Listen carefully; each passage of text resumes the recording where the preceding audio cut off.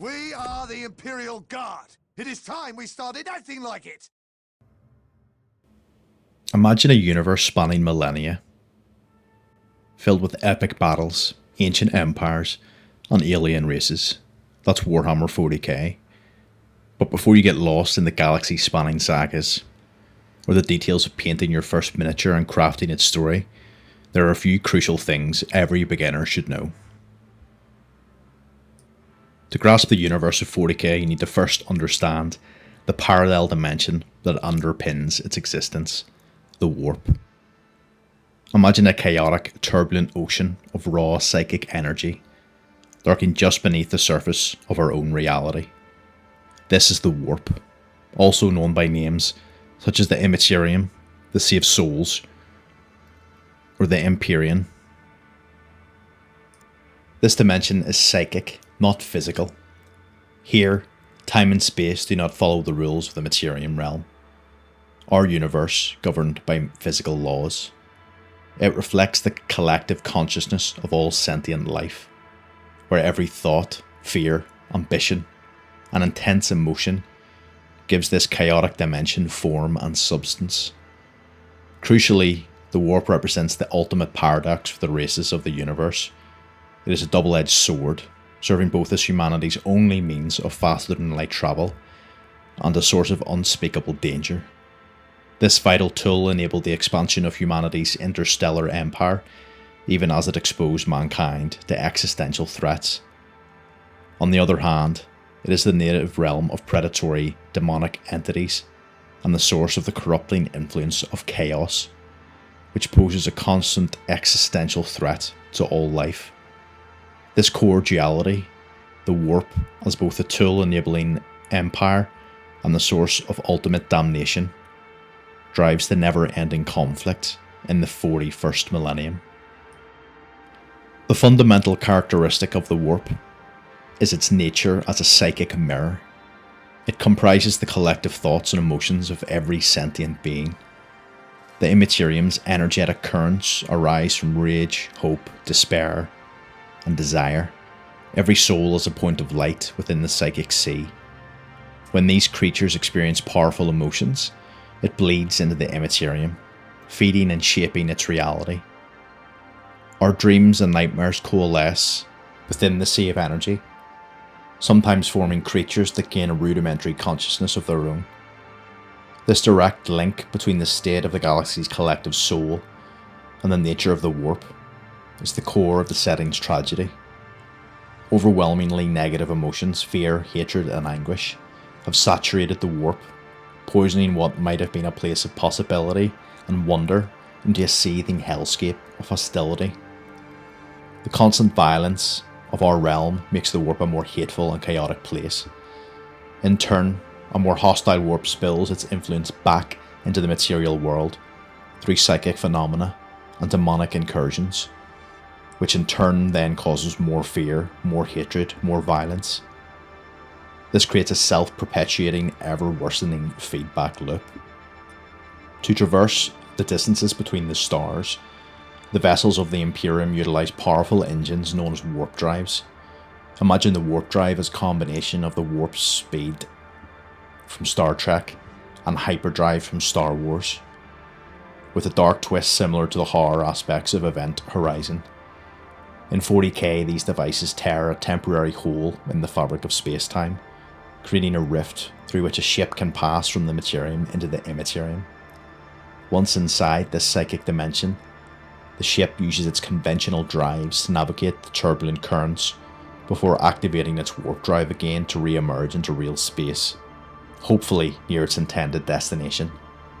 This process of translation allows the ship to cross thousands of light years in a subjective period of days or weeks. The warp is a dimension without landmarks, where direction and distance are sort of meaningless concepts. To pilot a course through this inferno, the Imperium relies on an incredibly fragile chain of dependencies. The first link in this chain is the navigators. These individuals are not baseline humans, but a member of a stable, sanctioned mutant subspecies, organised into ancient and powerful noble houses. Navigators are born with a unique physical mutation, a third eye, often called the warp eye, located on their forehead.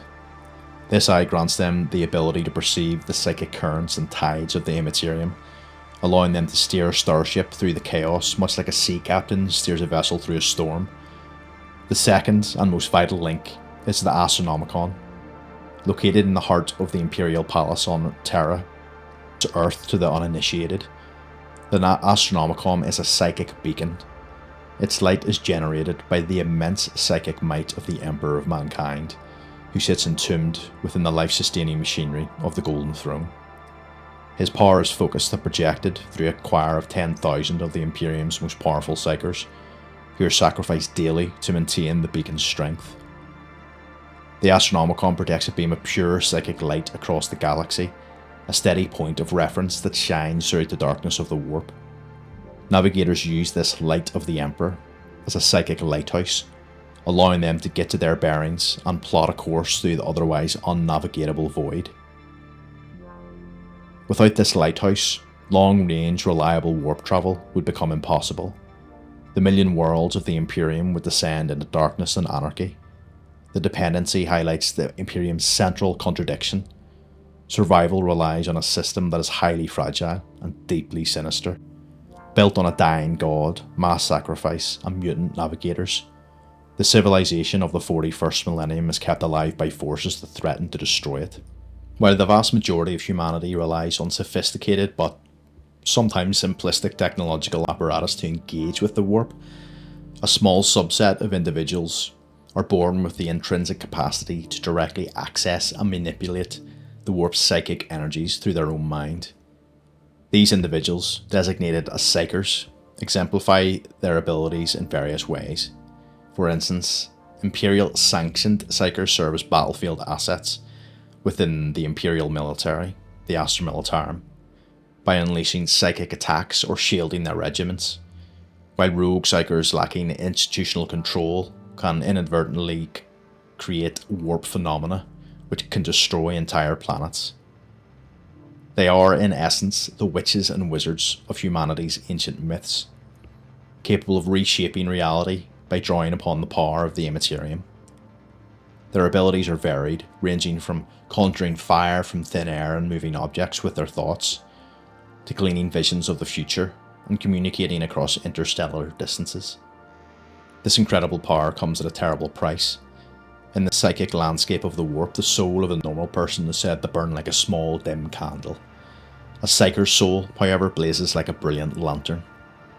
This intense psychic light acts as a beacon to the predatory demonic entities native to the Immaterium. These beings are drawn to psychers like moths to a flame, constantly circling them, seeking any moment of weakness, any lapse in concentration, to possess their bodies and use them as a gateway to pour into the material universe. An untrained, unprotected psyker is therefore a danger to themselves and to those around them, and a potential doorway for demonic incursion that could consume entire worlds. The most powerful denizens of the warp, or the most powerful demons, if you will, are the Chaos Gods. They're not like our traditional deities that we understand, who created the universe, or the worlds and the planets. Rather, they are vast and ancient psychic consciousness that were created by the universe itself. Over millennia, the raw emotional energy flowing from the mortal races into the warp began to coalesce around specific concepts. Similar thoughts and feelings gathered together, like river deltas, until they reached the critical mass and achieved a form of sentience. The Chaos Gods are, therefore, the ultimate reflection of the galaxy's soul, single-minded, monomaniacal beings who embody the emotions that gave them birth, and who are utterly dependent on those same mortal emotions for their continued existence and power. The precise origins of the first three Chaos Gods, Khorne, Tzeentch and Nurgle, are sort of mysterious, but we can guess murder, scheming and death are some of the contributing acts.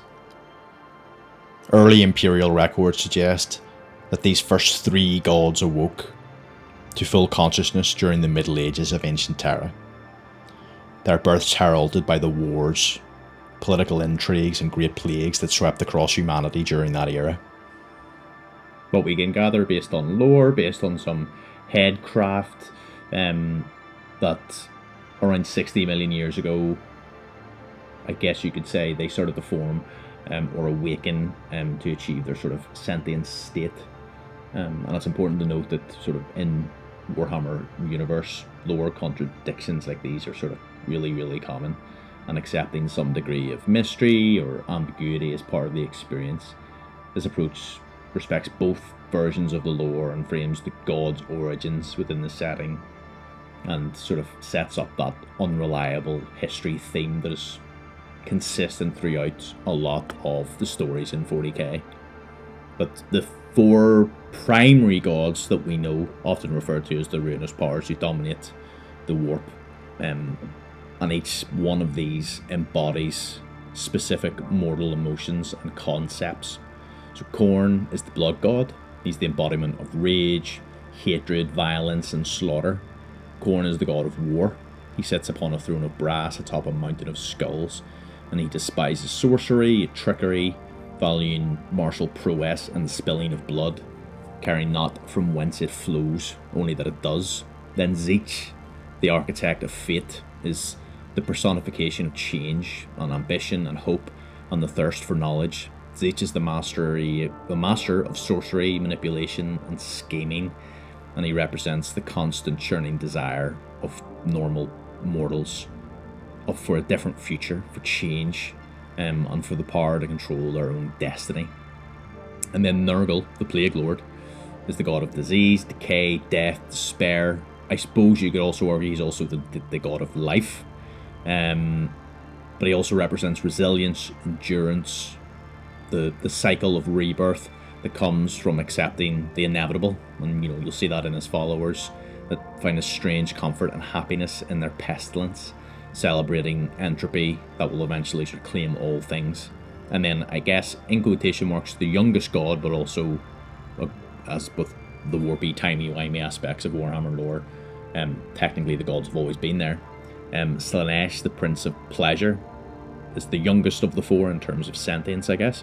And Slaanesh is the god of excess and perfection and hedonism and the pursuit of sensation in all its forms, from the greatest pleasure to the worst pain you can imagine.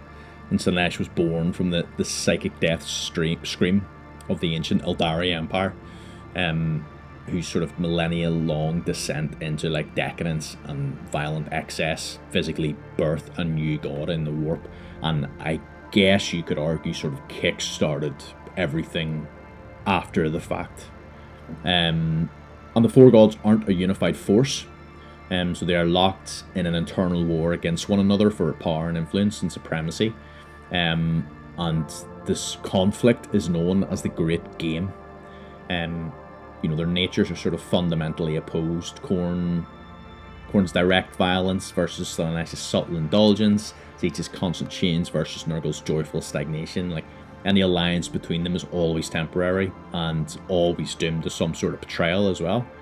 The affairs of mortals in the material universe are often little more than moves in this sort of cosmic chess game, with champions and armies used as pawns in the gods' struggle against each other. This perceptual state of sort of divine civil war, I guess you could put it, is paradoxically the only reason why the galaxy is still around, because chaos is fighting against itself at all times, as well as trying to apply pressure in the real world, in quotation marks. And like, the ruinous powers themselves are sort of entities of immense reality-bending power. One notable time they set aside their differences and united during the Horus Heresy to corrupt the Emperor's favourite son and sort of break up the Imperium. They came very, very close to achieving total victory over reality. However, their focus is and always will be on fighting each other. The galaxy's sort of continued miserable existence is owed not really to the Imperium or any other faction, but to the fact that chaos is sort of self-destructive and divided. It's contained by its own warring nature, which is good for everyone. And if you're new to the series or have sort of dipped the toes in, you'll see a few things quite frequently. The War in Heaven, It's a big one. The Horus Heresy and the God Emperor. I'd argue that although some may disagree, but these are probably the main historical events in universe that sort of act as pivot points for the lore. The War in Heaven is basically a cosmic level conflict fought between the Old Ones and the Necrons. They then used their proxy or client races to fight on their behalf with their aid. The Old Ones were effectively immortal gods who were masters of the warp and its energy. The Necrons were a mortal race, think space Egyptians, who had an obsession with death because they lived such short lives. And in their pursuit for immortality, they got rejected by the Old Ones, and to unite their empire, the Necrons declared war on the Old Ones and their client species, which at the time was the Eldar and the Krork, now called the Orcs. And long story short, the Necrons were consistently defeated by the Old Ones and were nearly wiped out to the point of extinction. And they decided to turn to a race of star gods they found called the Catan. Think sort of Lovecraftian horrors here, who are masters of the physical universe and tangible sort of sentient concepts and rules of the universe sort of given life. They were beings who consumed stars. They offered the Necrons the immortality they wanted and revenge upon Old Ones for defeating them. And the Necrons, through a process called biotransference, shed their flesh completely, transferring their consciousness into bodies of living metal, becoming sort of soulless, undying machines, while the Catan feasted on the energy of their discarded souls. And to give you an idea of why the war was called In Heaven, is because the Catan and the Necrons in these unleashed powers that like destroyed stars, destroyed planets, opened up black holes, like entire sectors of the galaxy were wiped out. Now obviously some of this is headcanon, but it's fairly, significant of just how spanning this conflict was. It was the entire galaxy and probably more, from a lore perspective, where you basically had two massive titans fighting for the control of the universe, I guess, effectively, or control of the galaxy at least. And in their own sort of desperation, the Old Ones engineered new psychically potent warrior races as well as physically potent warrior races. The most powerful, I guess, of them at the time was the Eldari, or the Eldar. And then the Krork, who were like super duper strong, highly intelligent, sort of at the time warrior race, and they devolved over the millennia into the Orcs. And the introduction of these new species in the raw psychic energy they wielded destabilized the sort of delicate balance in the warp, shattering the Sea of Souls and giving birth to, I guess, the first demons, and then something that lived in the warp at the time were the Enslavers, which were a psychic parasite, effectively, which fed on the Psychers and turned them into portals for the warp. And they were launched into the galaxy because the Sea of Souls, or the warp, was, turned into this spinning mess, effectively. And the Necrons were like, yeah, cool, we'll chill out, we'll sit back, we'll let you guys destroy yourselves, we're all going to go for a big sleep. And after the War in Heaven, the Necrons turned on the Catan and basically broke them apart, shattered them. You can't destroy laws of the universe, in quotation marks. So they just shattered them into shards and trapped them, effectively turning them all into, I guess, batteries is probably the easiest way to define them, because they power Necron technology, they power their most powerful weapons. And then the Silent King, the leader of the Necrons, commanded his people to enter a great hibernation in their tomb worlds to wait 60 million years until the galaxy was ready for them again. During this time, humanity didn't really exist. There is some sort of lore maybe attributing humanity to, we were originally a seeded race by either the Old Ones or the Necrons. There's some lore theory there, potentially. And we didn't really become relevant in the galaxy until the 15th millennia-ish, give or take 1,000 years. During that time, we experienced a golden age, contradictorily known as the Dark Age of technology, where we were at the pinnacle of scientific achievement. Science and technology provided all of humanity's needs. You know, things like warp travel, Geller fields. That's when we used, I guess, humanity first had that sort of divergence into mutants as well, where we had the navigators. We had STCs, which are standard template constructs, which are vast databases, effectively, think AI, really, of all human knowledge that would allow any human colony to produce anything it needed, from farming to like continent-shattering weapons, just using local resources, so you could go to any world and transform it as you wish. And then this area was defined by our reliance on those machines, on artificial intelligence, and they were known as the Men of Iron, who were effectively loyal servants, labourers, soldiers. They did all the manual stuff that we don't want to do. But when this golden age came to an end, the Men of Iron rebelled and started a war known as the Cybernetic Revolt. Humanity was victorious, in quotation marks, and sarcasm, but its galactic civilization was destroyed. The rebellion instilled a deep cultural fear of AI, or in lore, it's called the Abominable Intelligence, that would last until now, basically in the 42nd millennia. Nobody likes AI, although it is used. And then the Eldar mentioned earlier during the War in Heaven, well, after the war, they spent the next few thousand years peaking as a civilization, living with no real problems, you know, post-scarcity society, and they turned to the arts of creation, of the pursuit of pleasure, just living their best lives, which, to put bluntly, ended up in some fairly messed up things, in depravity. Think empire-spanning orgies, feasts, everything to fulfill some pleasure or pain or another. This sort of hedonistic collapse resulted in the birth of Slaanesh, the god of excess. And Slaanesh's psychic birth scream made the warp untravelable, effectively. The Elder race were brought to a point of near extinction. Humanity was cut off, all of its worlds were cut off because of the warp storms, which means they couldn't communicate, they couldn't travel. So you had millions, effectively, worlds, colonies, that were completely isolated, surviving huge warp storms, and this became known as the Age of Strife, or Old Night, where like worlds just fell to invasion, civil war, just regression at all levels.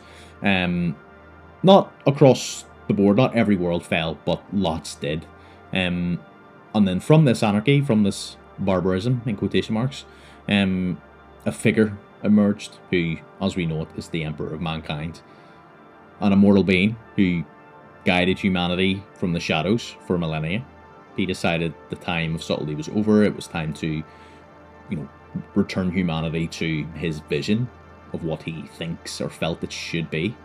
And he reconquered Earth, destroyed the techno-barbarian warlords of Earth in what's called the Unification Wars. And then with Terra United, he turned his gaze outwards.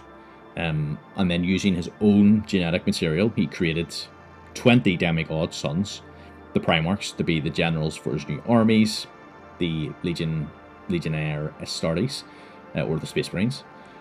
And these Primarchs were mysteriously, cough cough, warp powers, warp gods, scattered across the galaxy. And the Emperor launched his Great Crusade, which was a 2-century-long military campaign to unite all the lost worlds of humanity under his banner and establish a new secular rationalist empire guided by the imperial truth, which denied the existence of gods and superstition and relied on reason, science, progress, very logical thinking. The Crusade was, a great success, really. But at the height of its glory, the Imperium Band was torn apart by a civil war. One of those Primarchs, Horus, fell to the temptations of the Chaos Gods, who preyed on his pride and his ambition, and convinced him that the Emperor was a tyrant who sought to abandon his sons and ascend to godhood himself. And Horus orchestrated a rebellion that plunged the galaxy into basically a civil war. he convinced 9 of his 18, well, technically 8 and himself, of his brothers, his Primarch brothers, and their legions to join his cause. And the war raged across thousands of worlds, culminating in the Siege of Terra, where the traitor legions assaulted the Imperial Palace in a final, I guess, gambit. And the Emperor fought Horus and slew his treacherous son, but not before suffering mortal wounds that shattered his body. And the Emperor's dying form was interned within the Golden Throne, a life support machine that could sustain his psychic consciousness. And then from stasis, his mind projects the psychic beacon of the Astronomicon, without which interstellar travel wouldn't be possible. Basically, think of it as a lighthouse in space for the warp, where navigators can find where they are and pinpoint where they are. Then 10,000 years following the Horus Heresy, having not been an age of rebuilding, but one of sort of slow decay for the Imperium of Man, and the Emperor's dream of a rational, enlightened empire sort of died with him as he was placed on the throne. And in its place rose the Imperial Cult, a fanatical state religion that worships the entombed Emperor as the God Emperor of mankind. And in that time, the Imperium became a stagnant, superstitious, brutal religious state. And to prevent another civil war on the scale of the heresy, the Space Marine legions were broken down into smaller 1,000-strong chapters, and this long enemy has been defined by unending war against the mutant, the heretic, and the alien. And then current day, the 41st/42nd millennia, is one of perpetual grinding war. Life is cheap, every race in the galaxy competes for dominance over the other, and no single faction possesses the strength required to achieve ultimate dominion. But they all hold enough power to prevent the other from doing so, sort of locking the galaxy in a state of total unending conflict. The Imperium Man, for all its decay and strife, is simply too vast and too big to be conquered outright. Its million worlds and quadrillions of souls form a bulwark of sheer mass that can absorb sort of huge invasions, losing planets. They can just continue to fight because they've got pure manpower and belief, I think, more importantly for them. And then the forces of chaos, while they're not really a conventional army, they're sort of like an insipid poison that can never really be eradicated. You know, as long as there's sentient life, as long as people feel rage, ambition, despair, desire, chaos will be around. The big bad enemies of this time are really the Tyranid Hive Fleets that are, think, bugs, big massive bugs that eat everything, and they're currently mostly on the Galactic Rim. There is tendril fleets that are currently invading parts of the galaxy, and some to great success, some not to great success. And defeat one is basically to delay the arrival of the next larger swarm. The other big bad are the Necrons, so patient, immortal, robotic machines. They're starting to wake up from their long sleep, and I think probably over the next couple of years they're going to be the main enemy. At least I'm assuming so. Then there are younger races that have just come out called the Tau, so who have carved out their own little empires, and they're very small fish in a very, very big pond, who could be crushed by anyone at any one time, but because everyone's fighting everywhere else all the time, the Tau have managed to basically eke out an existence for themselves as an empire.